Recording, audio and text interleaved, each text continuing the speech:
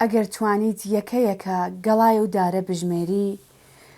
ئەگەر توانیت هەرچی ماسی گچکە و گەورەی ئەو ڕووبارەی بە بەردەم تا تێ ئەپەڕێ ڕێژمێرکەی، ئەگەر توانیت لە وەرزی کۆچی باڵندەی بەرەو ژوور و بەرەو خواردا، بەرەو خوار و بەرەو ژووردا یەکە مەل و باڵندە بژمێری، ئەوە منیش بەڵێنەدەم یەکە هەرچی قوربانی ئەم خاکی کوردستانە شیرینەیە بۆت بژمێرم. سڵاو ئەرزەکەم لە خزمەت بینەرانە ئەزیز و خۆشەویست، دووبارە میوانی ماڵەکانتانین بە بەرنامەی پێگەی ژنان. ئەمڕۆژ دوو میوانی زۆر خۆشەویستمان هەیە، دوو خانمی کارافەرین فعالی ئیجتیماعی، خانمی ئەسرینی مرادی و خانمی مەهیلە ئەسلانی. یەخوا بەخێر هاتن سەر و سەر چاومان. ئەسرینگیان لە تۆ دەست پێکەم، تەمەن و چەندێکە و لە دایک بووی کوێی؟ من 30 ساڵمەوە لە سنە بە دنیا هاتکەم. تۆ چی مەهیلای گیان؟ من 29 ساڵمەوە لە ڕەشتە بە دنیا هاتکەم. ئەسالەتەن کوردن؟ باوکم کوردە بەڵێ. دایکتان شماڵیە. یەخوا هەر خۆش بن و بەخێراتن. زۆرتر سەبارەت بە کارەکان قسەمان بۆ بکە، فعالە ئیجتیماعی مؤسسەیەکتان هەیە، بۆ بینەرەکانمان سەبارەت بۆ قسە بکەن. من لە ئەوڵی موسسەکەمانەوە شڕۆ بکەم تۆزەح بەم وەتان چۆن جێرەقێ ئەم شتار دای لە سەرتان وە چۆنم هەستە هەڵقوڵە؟ ئێمە موسسەی سپێر فەردای ئابیدەرین، 6 دانە خانمین، 6 دانە قەدیم ڕەفێقین، لە قەیمە ڕەفێقین و لە فرق قەبلتر کە شڕۆکێم بەم کار. ئێمە 5 ساڵە فعالیەتەکەین. فرق قەبلتر لە فعالیەتمان هەمیشە شتێک ئاوا وەک کارافەرینی، وەک کارێکە خۆمان شڕۆ کۆنەندەی بین، خۆمان هێندلمان داوێت، هەمیشە فکرمان پێکرد و قسەمانە کرد. هەر کامێکمان جیا بوو خۆمان لە جێگەگەلێکەوە و فعالیەتمانە کرد لە خانەگەل کودەکانە بێ سەرپەرستە لە شێرخارەیەوە بگرن تا 18 ساڵ و بان 18 ساڵی. هەر کامێکمان لە لایکەوە کارمانە کرد و فعالیەتمان بوو تا اینکە تەسمیممان کرد بە یەکەوە ئەم کارە شڕۆ بکەین. لە گردەهەماییەک دووستانە شڕۆ بوو، شڕۆمان کرد و موسسەی سپێرمان تەشکیلدا و ئەوەی کە ئێمە هیتەی کاریمان حوزەی فعالیەتمان حمایەت لە دانش ئامۆزگەر بێبەزاعەت و ئاسیبدی دەبێت سەرپەرست و بێسەرپەرستە. بێسەرپەرستیان کەمترە چۆن ئەکسەرەن هەر هانە ناو خانەوادەکانیانە. ئیسە لە حاڵ حازرە 150 مناڵی تەحتە پوشش لە 120 خانەوادەمان هەست و ئەوەی کە لە بۆتگەلێ مختلفە فەرهەنگی ئیجتیماعی خەیریە ئێمە فعالیەتەکەین و بەم مناڵگەلە کۆمەکەکەین. ئیسە جیا لە خۆیان تەکدایکەکانیشیانە کارەکەین و حیتە و حوزەی کارافەرینیەکە هەڵەگەڕێتەوە بۆ دایک مناڵەکان و ئاگاهی بەخشیەک ماشڕۆ کردەوە و خەریکین ئەدامەیە. دروستە.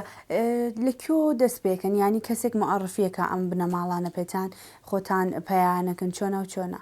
ئێمە وەختی شڕۆمان کرد بەم کارە کارێک بوو کە حەزمانە کرد لە کارافەرینیەوە شڕۆکەین. خانمگەلێکە واکان هانە ناو شەرایەتی کە ناتانن خۆیان بکێشنە دەرەوە، خۆیان بنە بایسەوەی کە ناناوەڕ خۆیان و خانەوادەیان بن لە ناو جامعە فعالیەتیان بێت، تیکێک لە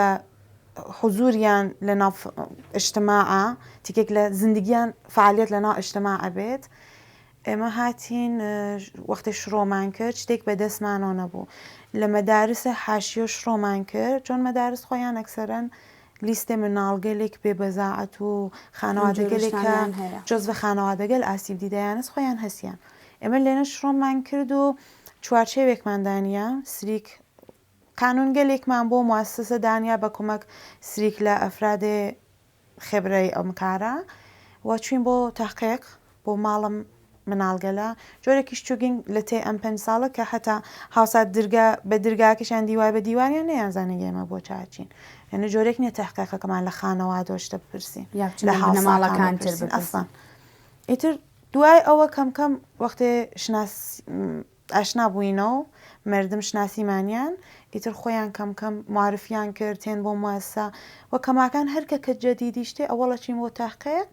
و دوای تەحقیقەکە ئیشەڵا کرد جۆر بوو جۆزبێ مناڵگەلێ تەحتە پوششە موسسە قەرار. دروستە. کارافەرینەکەتان زۆرتر لە چه حوزەیەکە سەنایە دەستیە؟ بەڵێ ئەرزم کردە خەمەتان ئێمە ئەم مناڵگەلە ئەکسەرەن باوکەکانیان باوکێک یا حوزوریان یەنەوە ئەو خانەوادە یا ناتانن ناناوەرێک کامڵ بن بۆ خانەوادەیان، دایکەکانیان ئەکسەرەن سەرپەرستن. ئێمەش تەک دایکەکانە بەرخۆردمان ئامۆڵمان هاتە خانمەکان تقریبن تەک دایکەکانە وە لێنەوەی مش ڕۆمان کرد کە وتمان ئەوڵ بین ئاگاهی سازی کەیم بۆیان سەدحێ ئاگاهیان بۆی نەبان لە ئەوەی کە چۆن بتانن بێنە دەرەوەسن لە ماڵ بێنە دەرەوە چۆن حتا شاید بتانن لە ماڵە کارکەن سری کارەکانیان لە ماڵە بێوە لێ ئەوەی کە خەریکن کارەکەن وەسە شتێکە هاتوێتنە ناو ئیجتیما خانمێکن فعال خانمێکن بۆ خۆیان خەریکن کارەکەن ئێمە هاتین دۆرەگەل ئامۆزشیماندانیا دۆرەگەلێ ئاموزشە کارافەرینیمان بۆ یاندانیا سریک لە خانمەکانمان هەنار و دۆرەگەلی کلاشبافی زیوەراڵات کاشی شکستە ڤیترای و چەندین دۆرە خەیاتیمان بۆ یاندانیاکە و بەستە بەمانەیتر هەر کامێکیان هەنە سەر کار خۆیانەوە و کلاش بافی و زیوەراڵاتەکە دوای ئەتمامە دۆرەکەیان دوکانمان بۆ یانگر کە ئیسێشە فێڵەن خەریک کارن هەنە سەر کارەکەیان دروست هەر خۆش بنیەخوا بە ئیسلاح ماسیگیریتان فێرکردن بە قەول وافرە خۆشتر بوو وافرە خۆشتر بوو تاوەی کە ئێمە بێژین فقط ئێمە دادێک بێت و سێتەدێک نەوێت دروستە وافرە خاست بە نەزەرم ئیتفاقی زۆر گەورەیە ئەوەی کە هەم دڵخۆشە بن هەم ئێتماد بە نەفسیانە چێتە سەر بووە جایەگاهێکی خۆیان و ئەو جۆرێکە باە دووشایدن ناو ئەشما پەیایەکەن یانێ ئێمە خۆمان کە هاینە ناو کارەکە فرە دیگمانە خانمێکە شوەکەی فۆتی کردگە هاژێر نەزەر و ژێر سایەی خانەوادەی خۆی یا شوەکەیەوە فرە بۆی سەخت بوو کە خۆی یا ئەو مناڵیە چۆن بتانن ئێمرارە ماش بکەن لە ئەم بەقەڵ خۆمانێژە بە بەشخوا بێنەبان ئەم 100 من ئەو 50 من ئەم کۆمەکێک ناکرێت تا جێگەیەکە سەختە ئەم شتە کۆمەکیامان کرد لە هەر جێگێکە کە خۆی توانایەکی بوو کە خۆی ئەلاقەیەکی بوو بەدونە ئەلاقەشی هیچ کامیانە چوونەسە سەر هەر کارێ ئێمە دەورەمان کە تەحمیل نەکرا بە ئەسان ئێمە بۆیان دامانیاگە ئەم دۆرەگەلمانەست کامی حەزەکەی بێ لە ئدامەی هەست بۆت تەنها ئەوە نیە 2 3 6 بیت دۆرێک بگوزەرنی بادەن نابڕیتیتر لە ماڵە دانیشی خۆمان ئەمینە واست کار بۆتان کە هەروایشە بووکە ئیسە جیا لەوەی کە ئەوانەکە هانە سەر دوکان کلاش و زیوەراڵاتەکە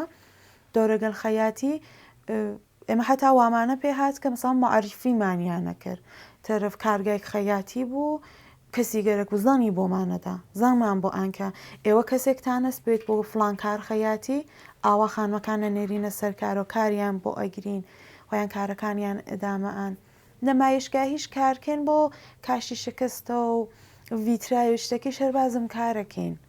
نمونە کارەکان گشتمان هەست و هەر کوێنێکیش کە بتانی نێمە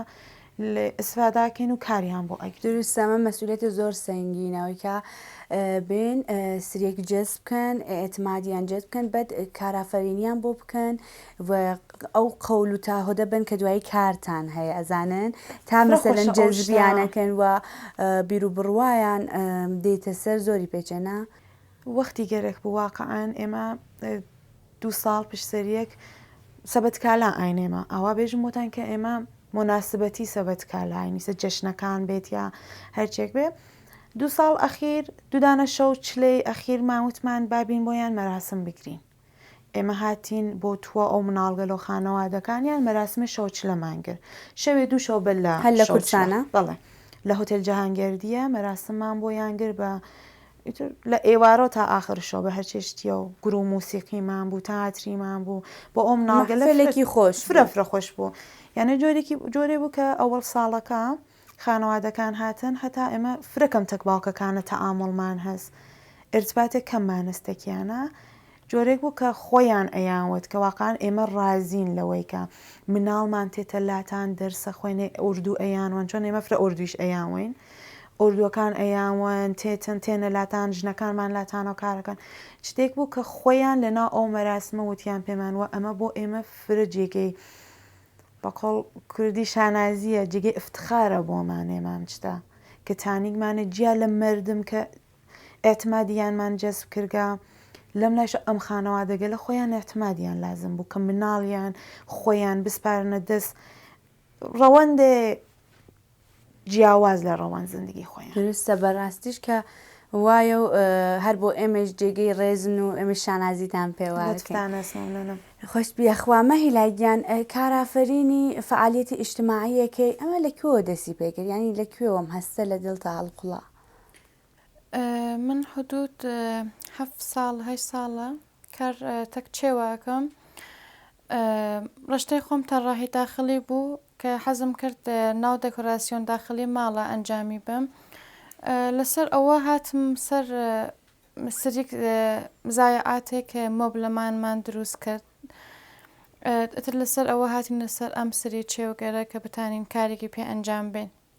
7 ساڵە 8 ساڵە تقریبن بەم کارە ئەەکەم و کە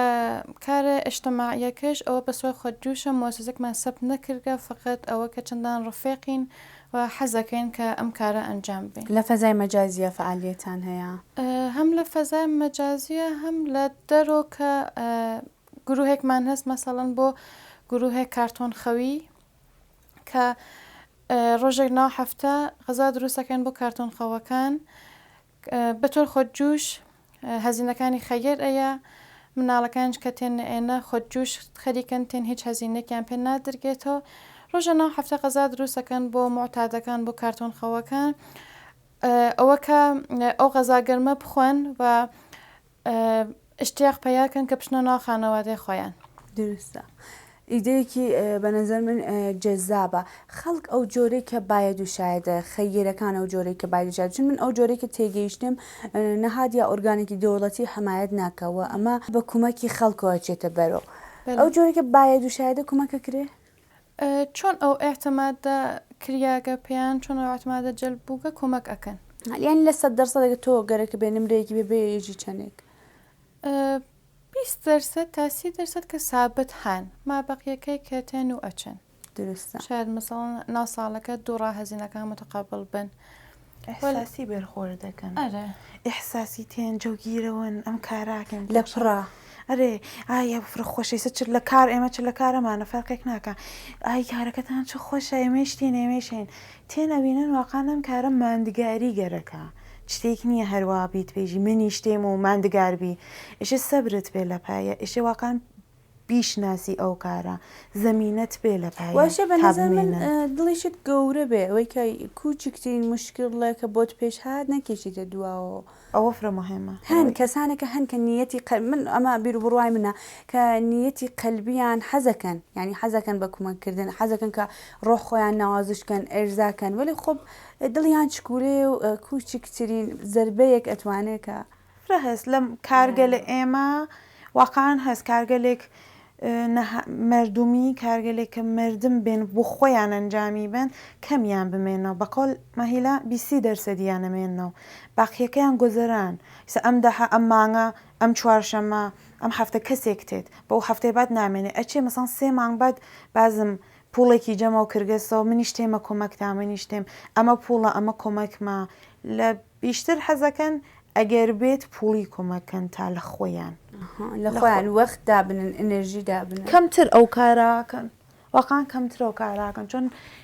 بە قۆڵێک ناپەرمن بە خۆیانە وەک ئێوەیژن دڵیان گەورە بێ ناپەرمن بە خۆیانەکە بتانن ئەو کارە ئەدامە بن دروستە لە 100% بتانەوێت کە نمرەیەکیان پێ بن مەسەن چەندێکی بازم ئەمە کار من تا کارمە هیلا فەرقەکە دروستە کار ئێمە چۆن تەک مناڵە سەر و کارمانەس ئێمە ئیسا عۆزڤەکانمان داگیانە سەبان 200 نەفەر 200 عۆزمان هەست ئێمە وەلی خۆب ئەوانیانە کە واقعەن تەکمانە بمێنن و هۆشیان بە ئێمە و بۆ مناڵگەل هۆشیان بە سپێهرەوە بێت شاید 50% ئەوانە باقیەکەیشیانی تر بە مناسبەتی مەسەڵەن ئێمە مناسبەتی کارەکەین لە فەزای مەجازی لە ئینستاگرامە مەسەڵەن دای ئەنین کە وەختێ مەسەڵەن لەوازم تەحریرە ئاوا مناسبەتی کۆمەکمانەکەن هەزینەکان جەمەکەینەوە یا بۆ ئەمانی شەروای تر ئەبینن کارێکەکەن دروستە سەرفەن لەبەر خاتری ئەڵبەت جوای پرسیارەکە من نەزانم کە چییە ئێرزای ڕۆحی خۆتانە یا ئەحساسەکەن کە ڕسالەتێکتان هەیە ڕساڵەتە کەس واقعان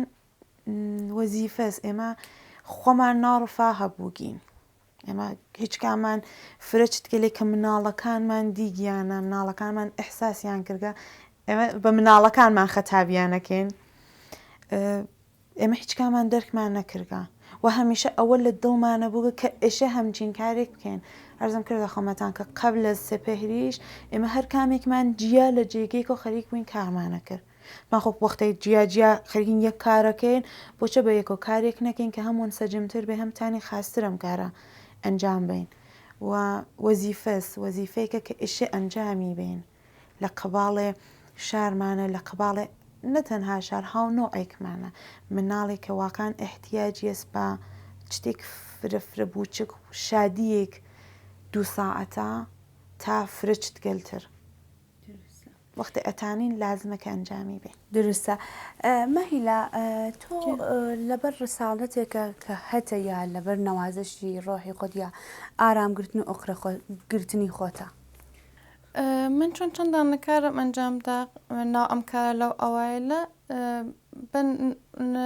ناو زندگیمە ئەمدی کە اتفاقا خاص خەریکەکە فێ بووم بە خاطرەوە کە دامەمدا چۆن دیم واقعان من معجزێکە کە زندگیمە اتفاقە بکە درستە خێر و بەرەکەتەکەی هاتە تو ناو زندگیتان لە بواری دەرامەدۆش ئەسن شتێکی وای بۆتان نییە ئەو خێر و بەرەکەتتان ئەحساس کرد لە ژیانی خۆتانە ئێمە تەنش ئەسەبی فرەمان هەست بووگە و هەستمان سەبارەت بە چی لە ئەوەڵۆ کە شڕۆمان کرد وەختەی ئەم خانەوادە گەلمانە ئەدی ئەسان دا هەر کامێکیان ئاهات نەچوونێمە دانیشتین بە دەورێکە شێشی فقط ئەگیریین ئەسان بۆمان فرە بێتان بوو ئەو شتا وەختێ ئەماندی چه خانەوادە گەلێک چه زندگی گەلێک هەست بە دەورمانەوە ئێمە بێخەوەرین فر ئەگیریین ئەچوێنەوە بۆ ماڵ هیچە خۆمان خانەوادەکانیشمان ئەفسەردە بوون لە کنارمانە ئەلیتر کەمکەم تەکەم شتە کنار هاتین کەمکەم وەختێک تانیمان خۆمان بگرین خۆمان پا بگرین بتانین ئەو کارە ئەنجام بین کە کەمێک لەو حس و حاڵیانە ئەوەز بکەین خۆشحاڵتر بووینەوە ئێمە حزور ژن لە ناو جامعایتر خۆتان هانە ناو جامعەوە ئەزانن کە سەختە وەختەی ژنێ گەرەکی بێ حزور پەیاکا لە ناو ئیجتماع فعالیەتی بێ على الخصوص فعالية كل مدني خوي فرقي هستك حضور داني آغالا زور فرقي هيا فرقي سامشتا فرلت مقل فرق سقل أجنون وإما أمشت كلا فرفرة تجربة مع بوقا وش هاي عجيب غريب ديتا بالبايدي أصلا قورة ماني كرت تشتكلي ك تششت مان تشتكلي كواقعا هاتا بالريقة مان قورة ماني كر مقام ماني كر كصبابة هرشتك چ لە تەرەف خانەوادەکان و چ لە تەرەف ئیجتماع و کە واقعان فرۆوەخگەل دیوارە لە ڕوبەڕوومانەوە ئەسڵ ناڵێ لە حد کوچکە نەماگە دیوارە ئەسڵ ناڵم تەکان بخۆین وەلە خۆ توا تەلاش خۆمانەکەین بۆ هەر شتێکە بتانین ئەسرینی چەند ساڵەمەوە بەر لەگەڵم ئەسرینەکە لێرە دانیشتەوە بینەرانی ئەمە ئەیان بینن چ فەرقێکیەیە فەرقی سەبووریە گەورەبوونە بەهادان بە فرچتکە لە ئەوەی کە بە فرچتکە کە ناوێ بەها بێت وێڵیەکێ چتکەلی کە گۆزەراست ئەسان ئەرزشە خەفەت و خەم و ناڕەحەتینیەوە چتکەلێ بووچک ئێشێ واقعان بەهای پێبێ ڕۆشت کات من خۆمیەکی بە عنوان شخصێک منێ نۆعی واقعان تانیگمە ئایساتانم ئاوا بێژم پێتان کە من ئایساتانم لە بەرابەر فرە چتکەلێک کە تێتە ڕوومە ئیستادگی خۆم کەم و کارێک کەم کە نەتەنها خۆم هەر کەسێک کە ئەتانی بە ڕێگەی منە بێبی تێرمە ڕێگەی خۆمە درستە خۆشحاڵم لەو شتە دەست خۆش بێ مەیلە گیان تۆچی فەرق لە خۆتە ئەحساسەکەی نسبەت بە چەند ساڵ لەمەوە بەرکە دەغدەغە های نەوجەوانی خۆت بووە شاید بیر و ئیدۆلۆژیەکانە جۆرەتر بووە منیش هەر قەویتر بووگین گەورەتر بووگین بەقەڵە ئەسرین قبلا فرە زووتڕەنجتر بووین شرایەتەکانمان بەدڵنەوە شرایەتێکە ناخانەوادی خۆمانە بووین ئەو شرایەتە بە سەختەمان زانی و لێ وەختی هاتیینە ناو ئەم کارە ناو ئەم ئیجتماعە زانیمان شرایەتی فرە سەختریش هەست کە واقعان ئێمە شرایەتی ئێوە تقریبا ئیدئالە لە ئەرێ واقعان ئەرێ فرە خاستر بووگین نسبەت بە ئەو ئانە مەهیلاگیان کار بە چوو بکەیت بینەرانی عەزیز ئەم ئەسرە جوانانە کە ئەیان بینن کاری دەستی مەهیلایە و سەبارەت بۆ بینەرانمان تەوزیح بن ئەم تەرحانە ئەسپیشتین شدەیە ینی چۆن دێتە ناو زێهن تۆ تەرحێ خاستەیە ئەمانە تقریبان ئۆلگویان هەست لە ڕووی ئۆلگووەکە ئەمان دروستەوە وەلە هەر شتێک کە بیوێنم جدید بێ ئەنجامی ئەین هەر شتێکە ناو ئینتەرنێتە ناو ئینستا هەر شتێکە جدید بێ لە فەزای مەجازیە فعالیتان هەیە یا دوکانێک نا فەزای مەجازیە بە تۆ ئۆنلاین باسخۆردی باشتان بووە چۆن پێجەکەم تقریبان گەورەس بەڵێ خواستە دەزار مەرتە بەشێت بە نظرتان هایسە گەورەترین مۆزەلی ئیجتماعی و مناڵانە کە مناڵەکان خۆتان چییە؟ سەد ئاگاهیە ئاگاهی نسبەت بە فرەچت کرد مناڵی کە بە فەقرە و گەورابێت ئەکسەران کە نەگیشتیان فەقرەکەیان هەست لە کنار فرەچت مشترەکی هەمویانە گشتیان فەقرەکەیان هەست کە ئەوە تحتە پوشەشە ئێمە فەقرێ ماڵی و فەقرێ ماڵیش فرەچت کرد بە شوێن خۆیە تێرێت و کەسێکت دەغدەغەی ئەوەیە هەست کە خۆیە ئەم نەهارە هیچێنەوە بیخۆم داخۆم شەو شتێک کەس بخۆم داخۆم سبحا برسی ئەمێنم ئیمشەو تێر سەرەنمە و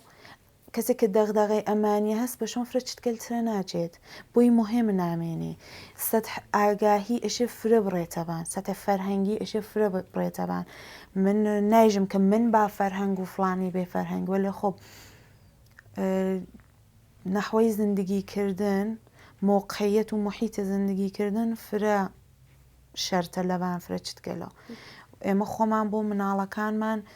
فرە دەورەگەلدا ئەنین دەورەگەلێک ئامۆزشیسە لە بادە خۆشناس لە خۆشناسی و شڕۆمان کردگە ڕەوانش ئەنوا دۆرەگەلی ڕەوانشناسیمان هەست مشاورەمان هەست و بێهداشتمان هەست چ بێهداشت بۆ مناڵەکان بێهداشت بۆ دایکەکان یعنی هەر دەورێک کە بۆ مناڵەکاندا ئەنین بۆ دایکەکانیش لە ئێنە سنیە خۆی لە ڕەنجە سنیە خۆیانە بۆ ئەوانیشدا ئەنین چۆن ئەم دایگەلە ئێشە خۆیان بتانن لە فرەچتگەل ئەو دیدیانە ئەوەس بکەن ئەو ئاگاهیانە بێت کە بتانن بە مناڵەکەیشیان بیان ئێمە سایمان کردگەل لەم بۆ ئەدە و فرە بتانین مفید بین یانێ لەوەی کە بتانین سەبەت کالایک بێن یا لە نەزەرێ ماڵیە و بۆ ئەم مناڵگەلە مفید بین سایمان کردگە چەندین بەرابەر ئەوە لە بۆدە ئاگاهی سازی لە فەرهەنگی و حضور لە ئیجتماع و فعالیەتەکانیانە و خۆشناسییانە و فرەتر کارمان کردگە سایمان کردگە وانیانە فرەتر بۆی نەبان مەهیلای گیان تۆ عوزڤەکانتان سابتە یا ئەوەی کە هەر جار یەکێکە هەر چوارشەمبە یەکێکە یانی توانیتە ئرتباتێکی تقریبن عاتفی لەگەڵ ئەو کەسانەکە نەخۆشی ئێتیادیان هەیە یا کارتۆن خەون بگرن ینی ئەتوانی بیان ناسی تۆ کە ئەمە کێیە شخصەن تعداد ئاعزا کە ئارزم کردە حضورتان تقریبا سابتن 5 نەفرێکیان کە جێبەجێ ئەوەن هەرچێ هەفتەتر مەسا ئەمڕۆتێنەوە چەند تا 3-4 مانگتر کە حەزکەن بێنەوە لە سریکیان بازم سابتن چەند نەفرن تقریبن چەند کەسن تقریبن 15-16 نەفرێک خانم من هەمووتان یا خانم یا ئاغا خانم و ئاغا غەزاکە کە دروست ئەکەن ئەسرەکەی ساعات 7-8 کە دروستی ئەەکەن و بەسەبەنی ئەەکەن ئەوێسەنگ تا هەوا تاریک بێت کە کەسەبەکە بڕنە ماڵ و فقط کارتون خەوەکان بمێنن پەخشیەکەنەوە باز من ناو تۆزەعەکە نیم چۆن نەگەیگم بۆ دڵۆ گەورە یەکە ناو تۆزەعەکە بم سەختە کەمێ وەلێ مۆتادەکان بە کارتون خەوەکان ماشنەکان ئەناسن ماشن مناڵەکان کە ئەناسن هەر خۆیان چوارشەمەکە ڕاستە ئەو سەعاتە ئەوێسن بە سەف ئەوێسن کە بچن بۆ تۆزە کە غەزاکان بگرن بنەماڵیشیان هەیە ینی ساحێوی ئەکسەرەن هەسیان وەلە بە خاترە ئەتیاتێکە هەسیان ترد بووگەن لە خانەوەدا وەلە ئەکسەرەن هەسیان دروستە بنەماڵەی خۆت هەستی بەم کارێکێکی چییە؟ لە ئەوەڵۆ کەمێ مخالف بوون کە یانوە تۆ وەخت و ئەنرژی و جوانی خۆت خەریکێدا ئەنیدە پای ئەم سەری کارە ئەشتەماعیە وەلە ئایسە تقریبن شانازی پێەکەن خۆشحاڵن قەیسەکە حەزیەکەن ئەرێ مەسان ئەچنە جێکێدانیشن بە افتخارە تۆزە حیان کە فەڵانی خەریکە ئەم کارە ئاکات و ئەم کارە ئاکات دروستە واقعان جێ ڕێزیشە ئێوە بنەماڵەتان هەستیان چێ هەر لەسەر تاوە دەستان پێکرد تایسە قەتعەن گشتیان هەروانە لە ئەوەڵە مخالفەت کرد خۆیان هەست ئێژن دەرسەت خوێنگە دانشگاه چووگی مەدرەکت کردگە وەختۆدانیا کە هەزینەت کردگە بێ هەداغەل بڕۆ سەر کارێک من ئاوا بووم ئەیانوت توا وەختۆ مەنەبانم کارۆ بێ بڕۆ سەر کارێک نسبەت بە حرفەی خۆت جابێرە و ئەمەیشە لە کناری ئەنجام بە وەێ خۆب ئێمە ئەگەر توا وەختماندانە نیایەتەبانی قەتئەن بام جێگە ناگەیین لازم بوو کە وەختی بۆ دابنێنی سە وەختماندانیا کە خانەوادەش متەقاعدکەن کەسە بازم گا هەنەر بازم سرێک بۆڵە بۆڵگەلێکیان هەر هەستکەم مەکەن بۆ چاواکەن وەختی ئەوینەن فرە عەسەبی ئەوین بازە وەختکە لە ناڕەحەتین بەرخۆردێک بێت تامان ژنەفکە یا خەوەرێکی خرامان ژنەفکە ناڕەحەتین بۆمان ناڕەحەتن کە فرە خەریکین تەنشگەلێک متەفاوت تەجروباکەین و بەسەر خۆمانەی تێرینەوە چتکەلا پێیان ناخۆشەوە لە خۆ هەرباز کولی ژیانتان دەرگیر بڵێتە دەرگیریەکی لەزەت بەخشە پێم وابێ خۆشە خی وەختەیە کەتانن کارێک ئەنجام بین و داگمانە فرە خۆشاوی کە بۆ ئەم مناڵگە لە پتانین واکان دوانیشیان بووگە لەم 150 مناڵەکە تا ئیسە هەست پتانین دوانیشیان بگەینەوە جێگەوە گەرەکیانە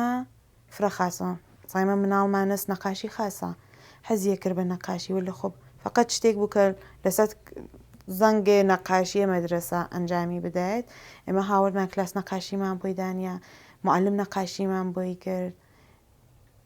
پیشرەفتی کرد نەقاشیەکەوە قەرارە ئیشەڵاگەر کۆرۆنا نەمێنێ نەمایشگای بۆ دابنین بۆ ئەم شتە فرۆ خۆشە چۆنەوە مناڵە بۆ ئەو شتە حەزیە کرد بۆ شتە ئارزووی بوو بگەی بۆ ئارزوویە بۆی مەکافیە درستە وەختێ بە دوورە ڕوانن جایگاهی ژنانی ئێمە لە معاسرە چۆنە بینن دوورێ گۆزەشتە یا دوورێ ئایندە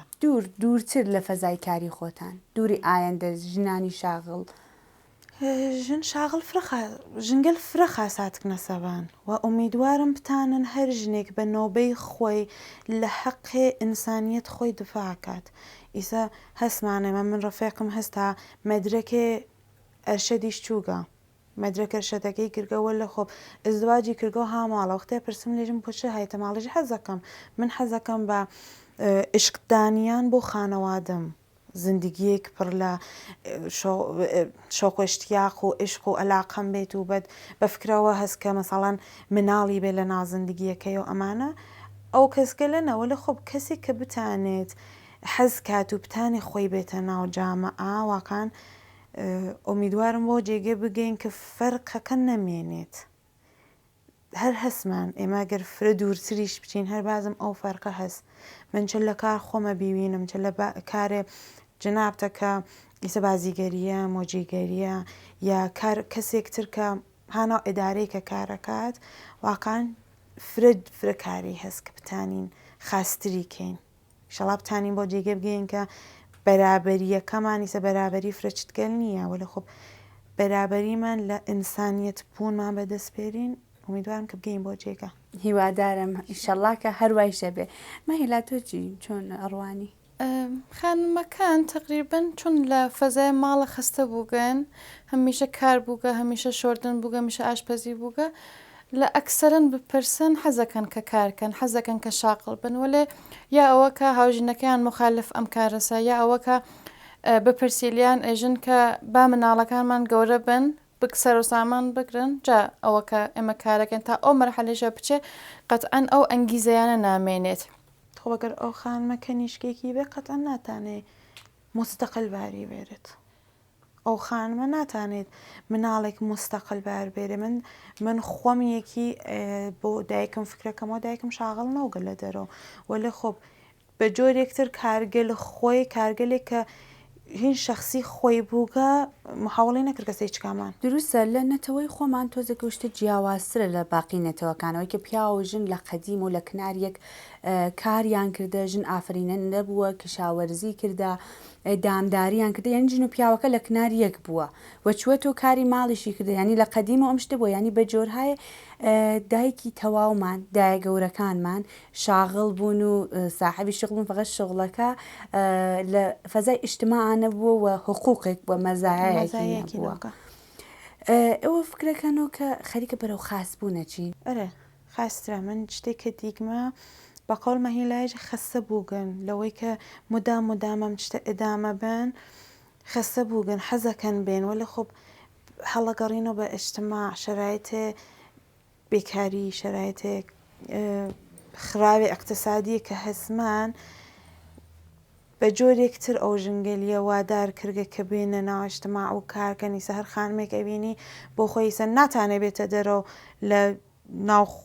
شارە کارکە پیجێک ئینستاگرامی دانیاگە بە جۆرێتر خەریک فعالیەتە هەر ئەوەی شەر کەمکەم فرەخاسە ئەوەی کە ئەو ژنگە لە بتانە ناواکارکەن خەریکە ڕوو بە خاساچێ من لە ژنەکان خۆمانەوە بێژم دایک مناڵەکان لەوەی کە ناهاتن تا بەردرگا ئیسە خۆیان هانە شوێن کارەوە جێگەی ئومیدی هەست خایکە بەرەو خاصیە چێت دروستە تۆ چۆن نەڕوانی مەیلا تۆش وابیرەکەی تۆ تقریبا چۆن نەخش ژن و پیاک ئایسە ناوام جامعە تقریبا بگەسە یەکێک هەروەکە بەنەخوایك فەرموویگەن کە ژن دروستە نییە بەر پیاگەوە لێ هەرەوەکە هاودووش پیاک هەست هەرەوەکە هاوڕێک پیاک هەست خۆی بەرابەر ئەرزشی هەست ژن و پیاک تقریبا ناوماڵە بەیەک ئەنازە وەزیفەیان هەست کە ئەنجامی بن ئەوە کە ژن فقط مەسئولێ ئاشپەزی بێت یا مەسئولە غەزا دروستکردن نیە فقط ژن مەسئولیەتی ئەوەسە ئەڵبەتە لە نەزەر منەوە ئەوەسە کە هاوژینێک خاص بێت یا دایکێک خاص بێت ئەو نە کارماڵ فرس کە ئەو ئیمتیازیان لە سەلب کردگە نەتانن کە نە هاوژینە خاص بن نە دایکێ خاص بن ئەو نە کارماڵ هەمیشە فرس بەخاترمە کە ناژم خستە بووگەن لەم فەزای ماڵە فقط حەزەکان بچنە فەزای دەرەوە کار بکەن کە بێژن ئەمەش ئەتاین ناناوەەر بین ئەلبەتە لە کورساناتە کەمێ ئەم مەسئلە خاستەر خەریکە پێشەچێ وەلێ بازم جێگە ئومیدێک هەست بەرەو ئایندە چۆن تۆسەعی کشوەرمان ئەلبەتە نازانم کە بزانان هەدوو 10% ژنەکانمان خەریکن کارەکەن ئەمە فرەخراوە بۆ ئێمەگەر وەلێ ئەر ئەم 10%دیشە بازم نینە سەدگەر مدیریەتیە نینە سەدگەر فرەبانە هەر خەریکن شاقڵێک لە حەد عادیان شاقڵ منزورم ئەوە نییە کە بەتایبەت لە جێگێکە لە ئۆرگانە مشەخەسە کارکەن لە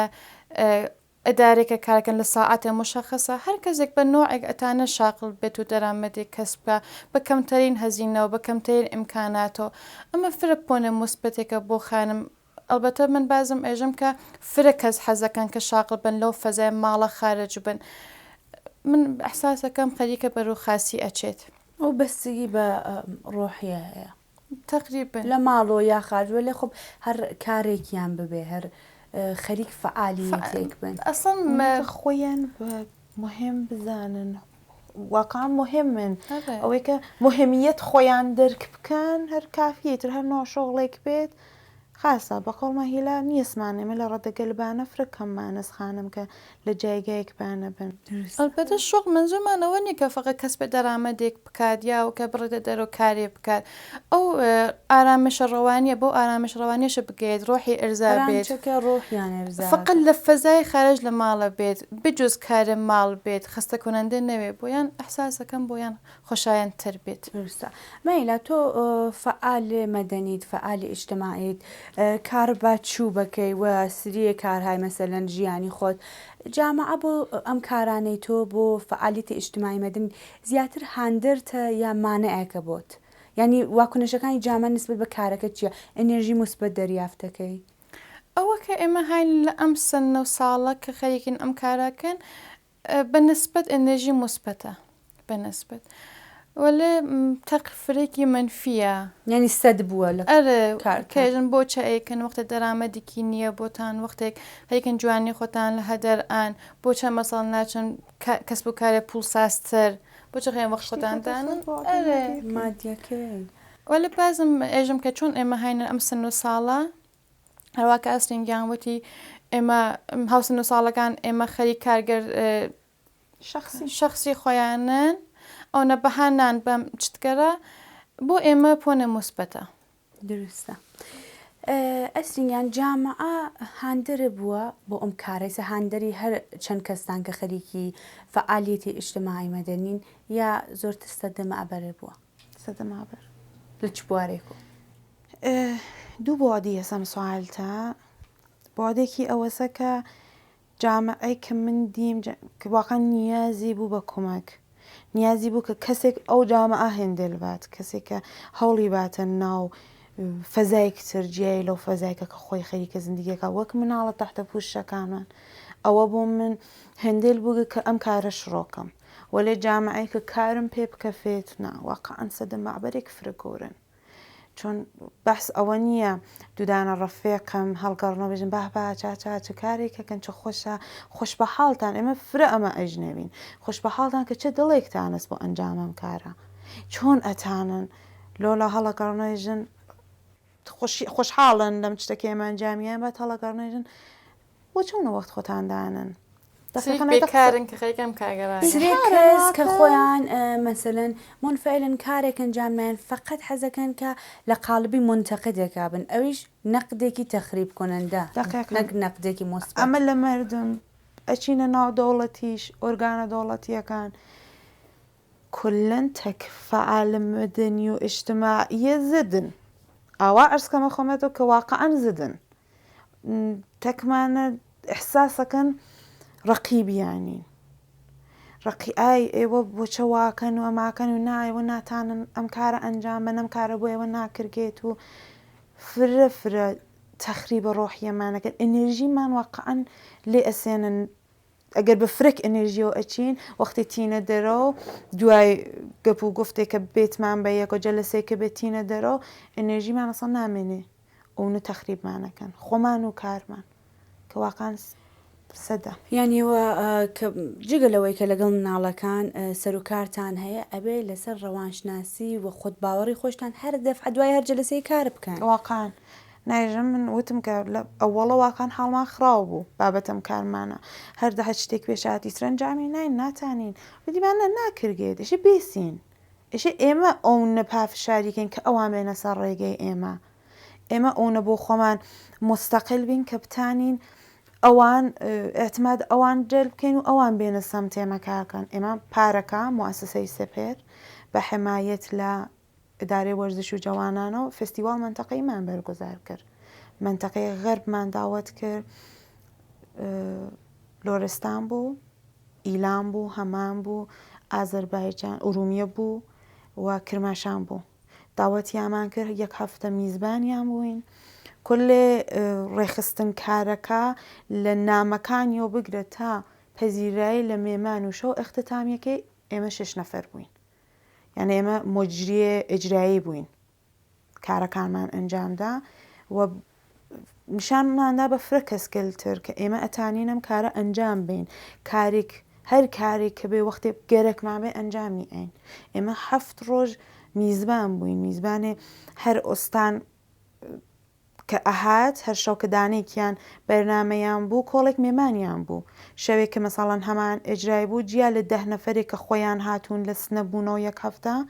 هەر شەو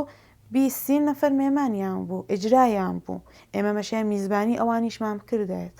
کار بە کارەکانیان بگەیایەتین و ئەو کارە فرە گەورە بوو کە ئەوەڵین دەحەیەکیش بوو کە لە سەتە کشوەریە فستیواڵێک ئاوا ئەجرا ئەوە درستە نیشانماندا کە ئەتانین درستە جێگەیەک هات لە ڕستانەوە کەسێک هاتم فستیواڵە پوشش بە کەمکاریان کرد ئێمە نامەماندا بە لە ئەوەی کە ئەم کارە ئیجراکەین هەر مەشیای کە فرێک نامەمان بگردایت و ئجازەمان لە ئۆستانداری و فەرمانداری و بگردایەتە ئۆرگانەکان تر کە کۆمەکمان بکەن گشتیان خەوەریان بوو لێ پوششە خەبەریەکی فقط شەبەکە سەحەر بوو کە پوششیاندا و هاتن ویلا لە شەبەکە گەلێک داخڵینە فقط یەک شەو هاتن تەک شارەدار هات تەکاغای جۆلاییە مدیر کل وەرزش و جوانان سۆحبەتیان کرد و ئیتر پوششێک وایەنەوە بەداخۆ ماهی لە سەختترین تەجروبەی ژیانت چی بووە کاری ئەتوانێ ببێ نازانکە چی بووە کە ئەحساساتان تاحریک بێ لە توولی ئەم چەند ساڵەکە کارەکەن چیت پێ سەختترین بوو هەلا ئەحساساتە گەرێک کە سەخت بووگە نا ئەم ئەرسە مەسەڵەن ئێمە ڕایکە چون بۆ تۆزە مناڵەکان دیمان کە 2 نەفەر خانم تەک 4 نەفەر پیاگە لە تەپێشی هەمە باقر نەزان بزانیانە قەوریان کەندوو لەژێر قەورەکە دانێک کیسە برنجیاندا 6 نەفەر خەریک و ناوە زندگیان نەکرد ئەتر ئەم بەنەخوا کە چوو قەزاکەیان پێ بە وتووی کە قبلەن 6 نەفەر بوون وتووی کە دانێکەممان پێ بە دانێکمان لە ئەسەر سەرما فۆتی کردگە جا بعدی وتونا دانت الإضافة بيبا إما سرقك مان هاز كسرقك لا مانو أخفت بخاطر كجرم بزمسان بيت زمسان بو بخاطر كجرم سرقة لا مانو أخفت كتكي بيكين غزاك ما بيبو سرقة كسرقة نتشيل لا مانو هو فرستخت بشاي من أساخي كم عادي بيجم بيت ولا چند مدت هيك بي فكرة مكرقة صوب أم موضوع فرا سخت بيشتنا أم قضية كره ولی باز من چون ایجم دل أو توزع منیه که ناتم هنا كان دروستە بەداخۆ زۆر خاترێکی ناخۆش بوو هیوادارم کە ئیتر قەت لەم شتانە اتفاق نەکەوێ. ئەسرین چەنە ئەحساسەکەی ئەو دایکانە ئێستا هەستیان گۆڕاوە، یعنی جاران جۆرێکی تر بوون ئەیستا چەنە ئەحساسەکەی و بنیامانە گۆڕاوە؟ فرا تۆشەکە ئێمە سەوبیست خانەوا دەست لەم سەوبیسەکەیان کامەڵ نین لە تەعامڵەتەکێمە سریکیان تێنەوە مۆدام تێنەوە شاید نسفیان مۆدام هاین لە ئێرتباتەتەکیانی تە باقیەکەیان بەخاتر سە شەرایط زندگیان یان ناتانن بێنە دەرەوە هەرچێک ئەوانە بەحسییان جیاز وەلێ ئەو سریەکە هاان تەکێمە فراوەز بووگەن لە 0 تا 100 بێژم بۆت لە 0 بووگەن ئایسە گەیگنە سە 50-60 ماشەڵڵا بۆ ئەم 50 چەندێک زەحمەت کێشراوە. فرا ئێژم شتێک بێژم پێتان کە ئێمە دۆرەی بێهداشتماندانیە خانمێک کە ڕووبە پیری ئەچوا سنی ڕووبەیتر تاغیراتێ بەدەنی ڕۆخیەدا ڕووبە یا ئێسێگی ئەچوا ئەو خانمە نەیەزانی کە فرە چتگەل چۆنە کەسێک تا ئەو حەدە سنی بوو نەیەزانی کە فرە چتگەل بەدەن خۆی و لەگەڵ بەدەنی خۆی ئەسڵ بەدەنێکە 50 ساڵ پێش نەیەزانی ئێمە چەندین دۆرە ئەم دۆرە گەلمانە تکرار کردەوە تا حاڵیان بوو تازانیان وەختێ ئێمە دۆرەدا ئەنین بۆ مناڵەکان ئەوەڵ دایانی بۆ دایکەکان ئێژین بێن ئێوە دانیشن ئام مشاورەم قسەگەلی هەست بۆ ئێوە بەد بۆ مناڵەکان وەختێ ئێمە حتا خۆشمان ناچینە ناو جەلەسەکان یەک نەفەر یا دوو نەفەگیشمان ناچینە ناو جەلەسەکە لە چۆن ئێژین شاید بەخاتر ئێمە نەتانن سوال بپرسن یا قسمەت پرسش و پاسەخەکەیان کولەنتی نەدەرەوە وەلێ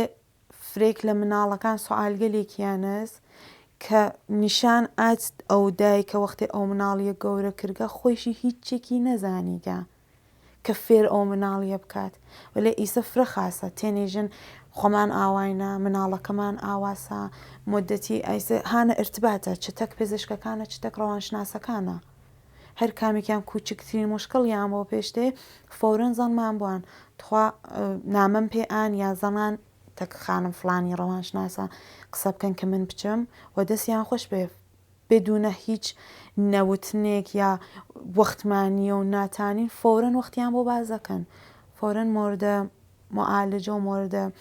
مەشورەت قەرار ئەگرن دروستەوە ئێتمادی جەلب بووە فرە خاسام چتا خوا 100,000 مرتبە شکر. سەختترین تەجروبەی ژیانی کاریت چی بووە؟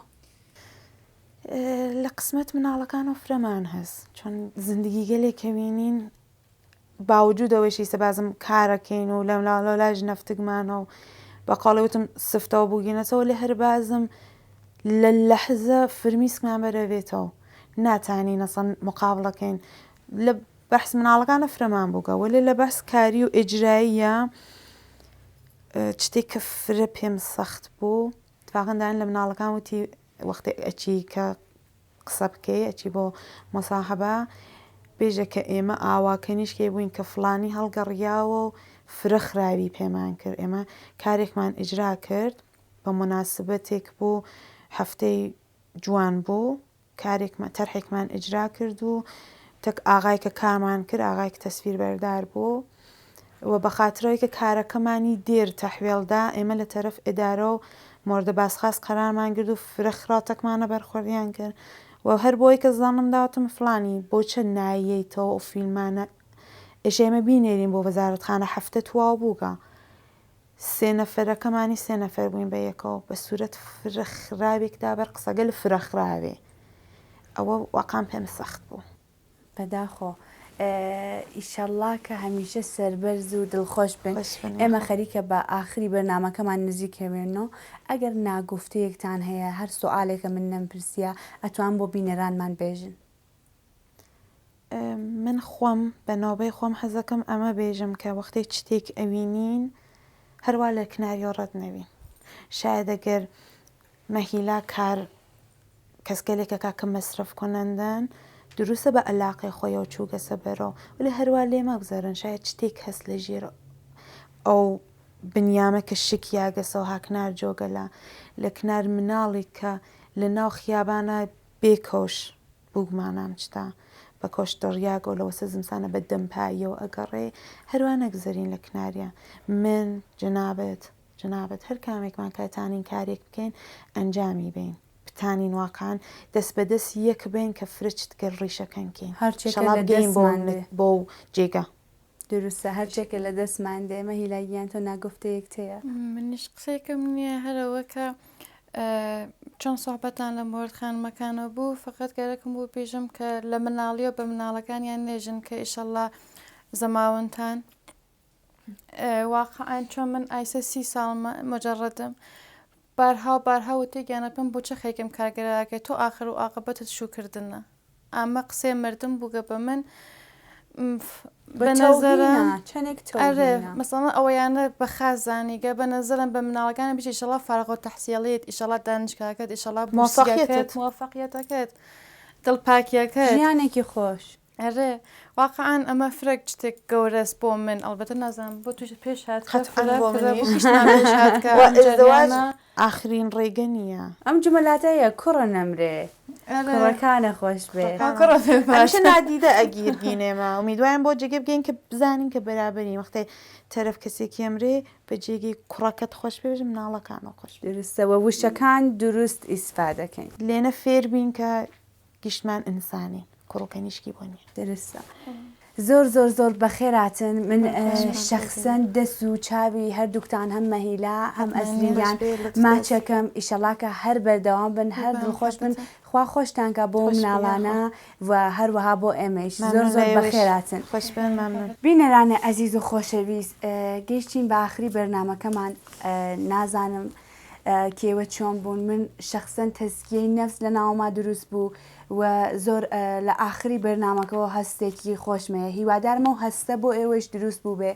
هیوای لەش ساخی و دڵخۆشین بۆتان هەیە بۆ تەکتەکتان هیوادارم کە ماڵەکانتان پڕ بێ لە دەنگی گۆرانی و لەش ساخی و دڵخۆشی زۆر سپاس کە بینێرمان بوون بەجێمان مەهێڵن دووبارە دینە خزمەتتان.